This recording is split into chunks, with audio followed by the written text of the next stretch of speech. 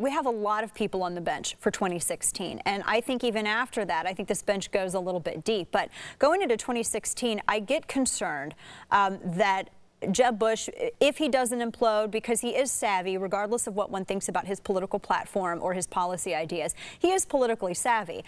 Do you think that that's the case? Are we going to see a repeat of 2012 here just because he's the one who doesn't really implode?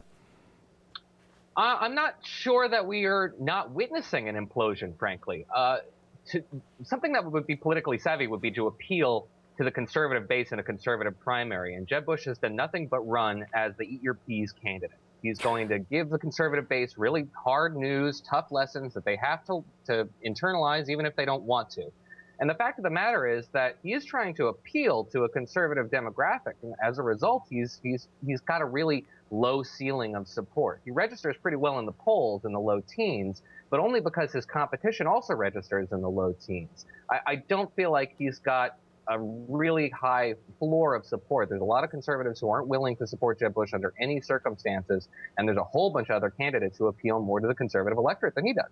Yeah, I feel as though he would have a really hard time trying to maintain energy from the base, just looking at who some of the opposition is going to be, because there are even people who I would consider moderates in this race that are way more to center of the right than he is.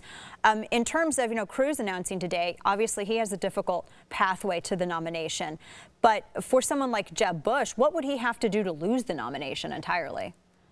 Well, he's probably not going to do especially well in Iowa. I mean, we all understand he's going to raise a ton of money. He's going to raise a bunch of money. He's going to be a prohibitive favorite in terms of fundraising and in terms of reach and the campaign organization he has around him. So he's going into Iowa with this big organization, and he comes in, let's say, third if he's lucky, maybe fourth in a bad day, possibly second if he does really, really well. From there, he's got to go on and he's got to win New Hampshire. If he doesn't win New Hampshire, after all this myth-making around him, this creation of this juggernaut that's unstoppable, and he doesn't perform especially well in New Hampshire, he probably becomes the underdog going into South Carolina, because that's the state, with 2012 being the exception, that's the state that has voted 100% down the line for the eventual nominee, again, with Newt Gingrich being the exception. If he doesn't perform especially well in Florida or in South Carolina, he goes toward Florida, and that's the Rudy Giuliani strategy. We all know how that turned out. Yeah, no, exactly. We all know how that turned out. Would somebody like Chris Christie, would he split the support? Would he take away some of the support from Jeb Bush if he were to get into it? At first, it seemed like he was, and now I don't know if it's so inevitable anymore. Yeah, I don't either.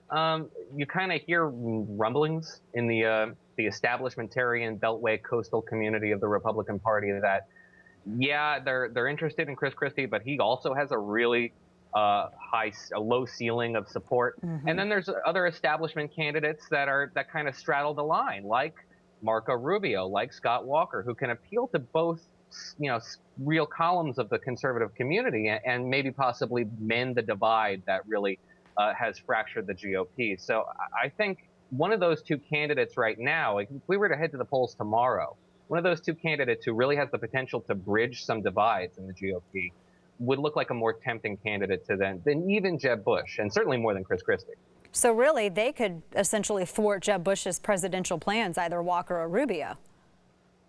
Yeah, I mean, again, everything can change. We're months and months out from even when the cycle begins in earnest. But I think Peggy Noonan had a really good observation recently in her latest column when she suggested that that Jeb Bush really doesn't seem to like the people he's trying to appeal to.